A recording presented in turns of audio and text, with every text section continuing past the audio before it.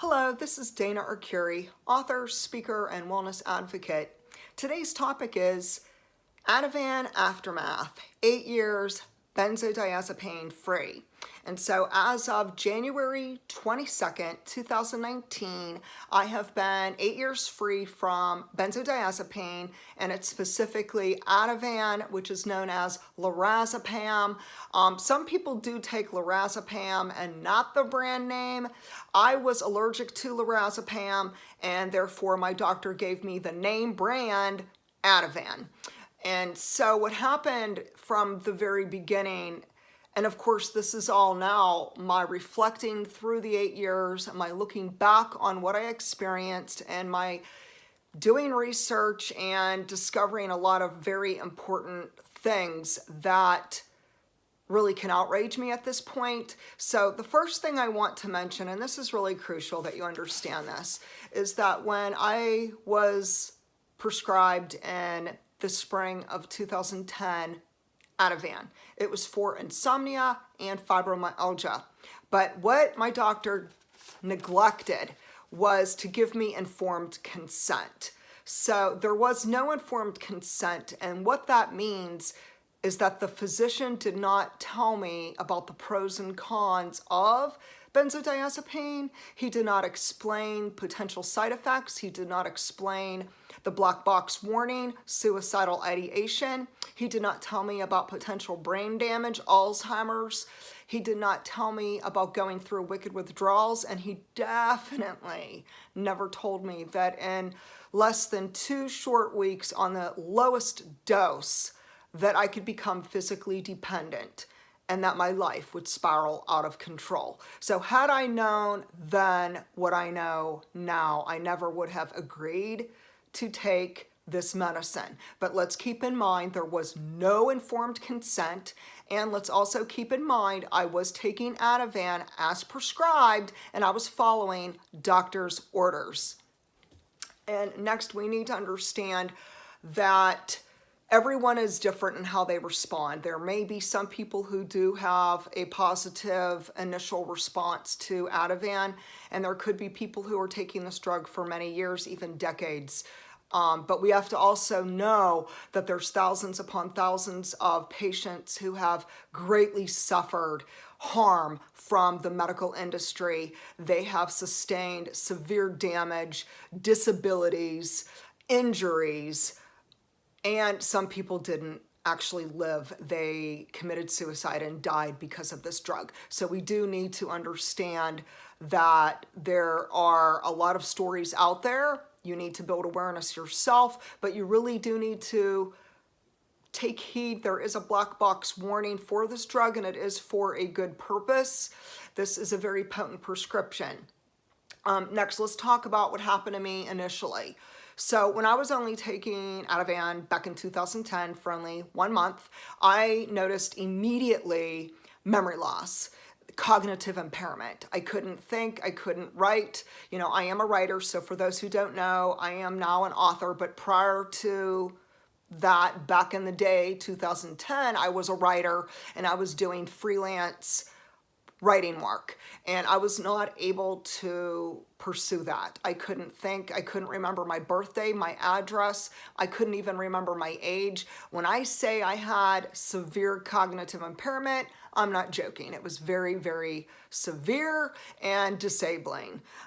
Next, we have to understand that most people will notice within a very brief time on benzodiazepines, they build up a tolerance. What this means is that the medication and the dosage prescribed, whatever milligrams, however often and frequently they're supposed to take this medicine prescribed by their physician, they build up a tolerance and it stops working. And what happens is they start going through withdrawal symptoms. It's very unpleasant. It's extremely frightening. It is just absolutely something that could cause a lot of anxiety because your life unravels. It just unravels. And so some patients will go back to their doctors and end up with more milligrams, start taking a higher dose. Now, I didn't do that. I did not want to increase my dosage. I did not want to change anything. I wanted to just take the dose that I was prescribed, which was a very, very low dose, and I really didn't want to make any changes. But I was aware of tolerance, and I became aware that my body was building up tolerance. And so within 9 months of taking the benzodiazepine, I knew that I was having paradoxical effects. So I was taking it because I had chronic pain and insomnia, but it ended up causing me more chronic pain and 10 times worse insomnia. Next, I need to mention that I did not abuse Ativan. I don't and have never abused any prescription drugs, and I don't take street drugs. And so we need to keep in mind that there's many patients who are just following their doctor's orders, but all hell breaks loose with benzodiazepines. Here are some of the symptoms that I experienced when my doctor abruptly stopped in 4 short days Ativan. Now, keep in mind, I was in the hospital, I was a patient, and that doctor did not give informed consent either. How very ironic that the doctors in the medical industry are missing clear communication with their patients. It's extremely inappropriate and negligent. Here are the symptoms I experienced upon him stopping Ativan and discharging me on the exact same day in 2011. I started to experience increased anxiety, increased depression. There were severe changes in my personality. I became paranoid.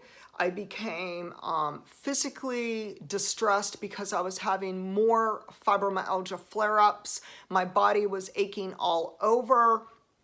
I started having abdominal pain. I mean, I'm talking, you feel like a knife is just shoved smack into your abdomen. And I had cramps and muscle spasms in my abdomen. I had a lot of pain that was physical, but also there was a lot of mental, emotional anguish involved too. There was fear, just this absolute fear that just totally consumed me from head to toe. I thought I was dying. So I was going through these wicked withdrawals, and I, of course, at the time wasn't quite sure what was going on. I felt like I was on my deathbed. I really sincerely believed I was dying. I remember at the time literally just crying out to Jesus and begging him to save me. I started experiencing even worse insomnia. So it reached a point where my hours were flipped upside down. So instead of sleeping like the average person sleeping at night, my hours were flipped the opposite. So in the night, I would be wide awake. And in the day, around like 7 in the morning, 8 in the morning, I'd finally be able to get a few hours of sleep. Keep in mind, a few hours of sleep isn't enough. I mean, come on. People could go absolutely insane from not getting the proper sleep. It is so unhealthy. But what happens is benzodiazepines do damage GABA. GABA is to do with sleep, and it's to do with the central nervous system. And it was greatly damaged, and so I could not sleep. And if I did sleep, it was maybe 2 or 3 hours, and that was it. Next, I started to experience dizziness, where it's called Vertigo. Another name is Vertigo, in which the room was literally spinning around fast. I'm talking, I could not even get out of bed. I could not function. I could not even use the toilet. I mean, it was at a point where my daughter had to try to help me. Thank goodness we had one of those little bedpans, and that's what I had to use because I was so dizzy and so physically sick and nauseous and in so much pain and so much anguish and turmoil that I could not get out of bed. Now we're talking, this went on and on and on. I started having some windows of wellness that would show up out of nowhere, and maybe for like 1 or 2 days I felt like I could finally get out of bed, and then boom, I was slammed back into a protracted withdrawal symptoms, and again the room would start spinning. I was nauseous, I had abdominal pain, I had agoraphobia, I could not leave my home, I had high anxiety, severe depression. I was suicidal. I was thinking, this is it, this is it, this is it. Like, my life has come to the end and I feel like I'm dying and I want to kill myself. So the black box warning is suicidal ideation. Many patients do take their lives on benzodiazepines. Please take it serious if you or your family or friends are prescribed benzodiazepines. Next, I have to say that I started experiencing a lot of sensitivities to food, sensitivity to other medicine. I had to stop all medicine. At one point in early 2011, I had to stop everything because my body became so hypersensitive to medicine, also hypersensitive to everything, to vitamins, to vitamin C, to gluten, to lemons and citrus, to tomatoes. I mean, I had to change everything. I had to change my life. I had to change my diet. There I am, very sick and disabled. So be aware that if you start having sensitivities, it could be normal. Other people have talked about it. Next, I started experiencing rage, just absolute hostility, aggression, rage. I would just like literally flip out, freak out, because I was so ill and I was going through these protracted withdrawal symptoms, which is called PAWS, P-A-W-S. That's what people go through with benzodiazepines, these horrible, wicked withdrawals where you feel like you are in hell.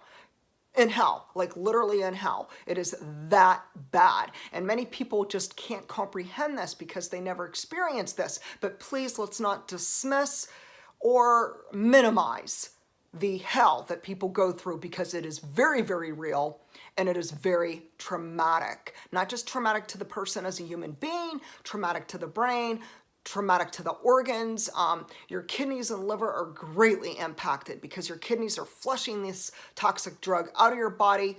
There is just so many things that happen because of the damage of benzodiazepines. But let's start with what's going on now. What's going on now? It's 8 years free, no meds at all. And I do follow a gluten-free diet. I do follow a more cleaner diet. I'm a big fan of organic foods, fruits and vegetables and so forth.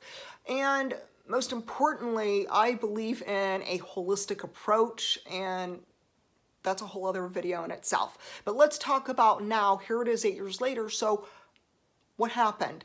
And here we go.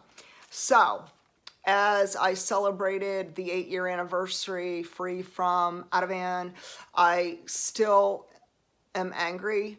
In all honesty, I'm still so furious with the neglect and the physicians and the pharmaceutical industry that are not telling people the truth about benzodiazepines and how destructive and deadly and fatal they are. And so I am still furious. I don't know that I'll ever not be angry about this, because it was like a tsunami ripped through my life, my health, my body, my brain. I was no longer able to be a mother, a wife, a coworker. I was not able to hold down a job. I was not able to be a productive person in society. I had to go on Social Security disability because benzodiazepines stole my health. They stole my health. And I am outraged that my life was destroyed because of benzodiazepines, and I don't think I'll ever get over it. Until you ever lose your family, your children, your parenting, your marriage, your relationships, your ability to do what you love, to follow your passions and purpose until you're literally bedridden and you're so disabled and you're in so much turmoil. You will have no idea what it's like for these people such as myself who have gone through this hell on earth. And so I hope that you could at least be polite and respectful that this is something that is true and it's happening to so many other people. I see it all over Twitter. I see it all over YouTube. And it's something that we need to start discussing because it is an outrage that the pharmaceutical industry and our physicians are not informing patients about the dangers and the black box warning for benzodiazepines. And it is absolutely unethical and it is wrong. So here I am 8 years later and I started thinking, okay, what am I dealing with? What do I really believe is lingering symptoms from benzodiazepine? And I could say the number one, intense insomnia. So here I am 8 years later, and for those folks who are going through some hellish ordeals with benzos, I'm not trying to bring you down, I'm not trying to scare you. Keep in mind, everybody responds differently, and just because I still have lingering symptoms 8 years later does not mean you will be identical to me. So keep in mind, everyone will respond differently. Also keep in mind, as a medical disclaimer, I'm not a physician. This video is not to cure you, treat you, diagnose you, give you a prognosis. I'm just telling you my honest story and giving you the feedback of the Ativan aftermath and how I'm doing 8 years later being free from benzodiazepine. Okay, so we know already that I'm dealing still with intense insomnia.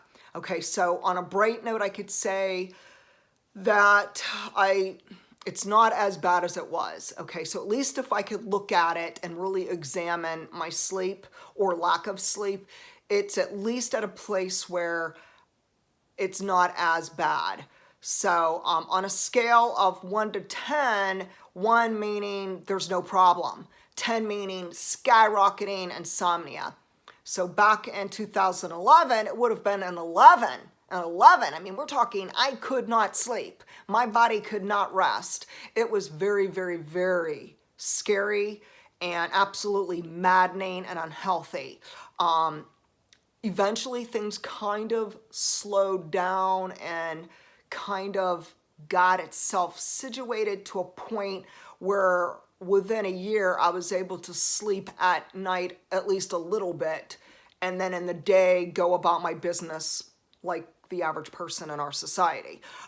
And so now I could say, if I would give it a score, you know, the pain level score, again, a 1 meaning there's no problem with insomnia, and a 10 meaning it's really bad insomnia, I would say I'm probably like a 6 or a 7 right now. So here it is 8 years later and I'm still going through this crap, you know. And so of course I am outraged about it, because I have come to see that after even 8 years of healing, of doing the hard work, of really trying to make very positive lifestyle changes, I'm still dealing with the aftermath of Ativan.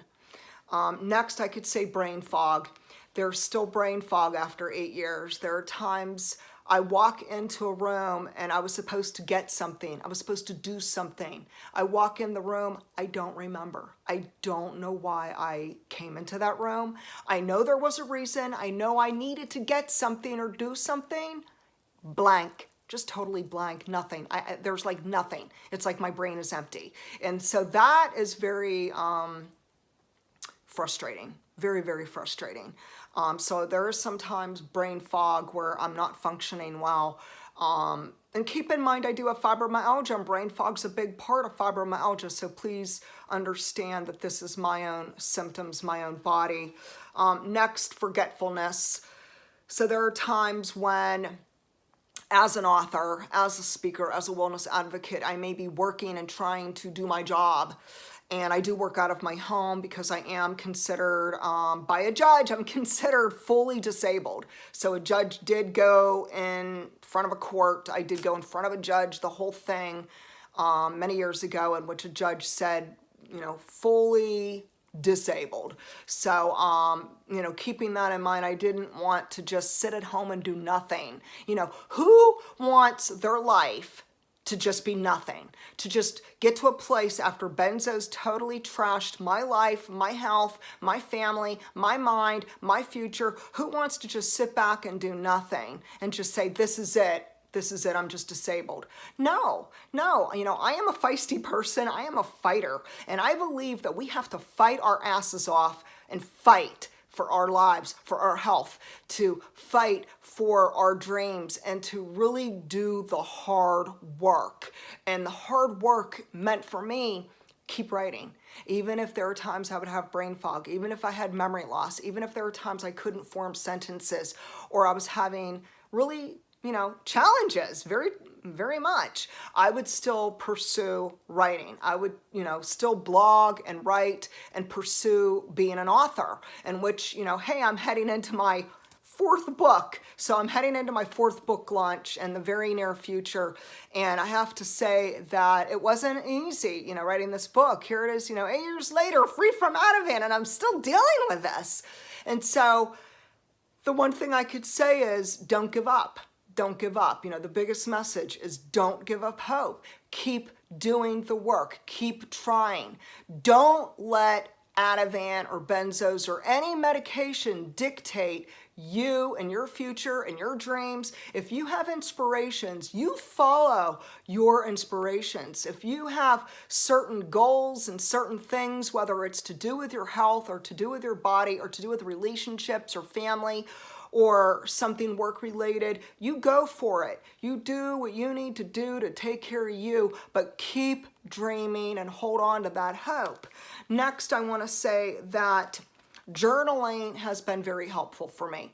And I think that writing, because when we're writing, whether it's writing in a journal or writing, like typing online, say on my blog, or even writing my books, it is actually really helpful for our brain that is part of the healing process, to keep writing. There are some people who have been so damaged by benzos, they cannot think, they can't read books, they can't read magazines, they cannot have long conversations, they have problems with audibly talking, cognitive impairment. I've had plenty of people tell me they can't write, they can't read books, but I love reading, I do love reading, and so I am thankful that I could still read, and I really believe that by pursuing this, the writing, the reading, the doing some work to continue to work my mind and my brain and to help it heal, that it is actually a positive experience, because each year I do get better. Each year I do get better. It doesn't mean I'm 100% cured. I will never ever be cured from benzos. I will never be cured from fibromyalgia. I am in acceptance. I am in acceptance with this, but I still fight. I still fight for my health. I fight for my life. I work hard to improve my quality of life, because I'm worth it and my dreams are worth it. And I'll be damned if Ativan's gonna kick my ass, because I've been through so much, and I am going to keep fighting until I take my last breath.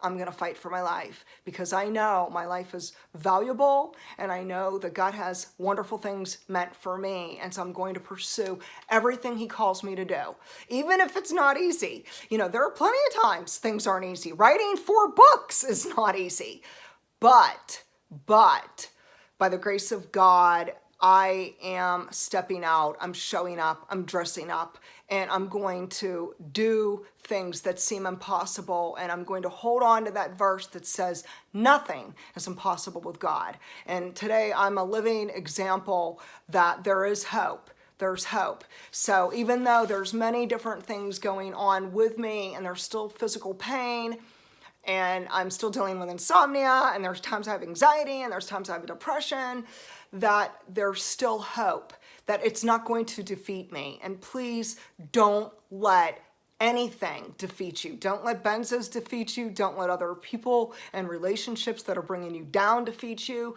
Even if you fail, failure is actually something we could flip it over on the other side and look at the positive, that it teaches us something, and it could teach us to persevere. It could teach us to be determined to keep on keeping on. So today, if you are taking benzodiazepines, whether you're tapering, whether you're going through withdrawals, today please hold on to hope. There are brighter days. You may not be 100% healed, but you will get better. Every year is better. And I am going to just keep on moving forward, and I pray that this inspires you to do so.